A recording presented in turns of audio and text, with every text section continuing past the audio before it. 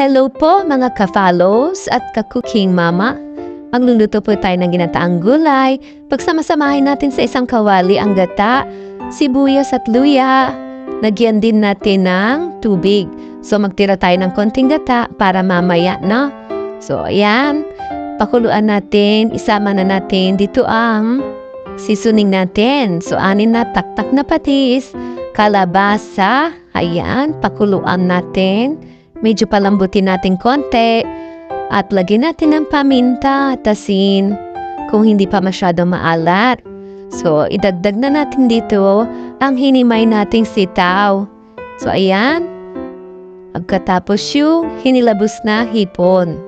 So, ang pinakahuli niyan, yung hinimay na malunggay.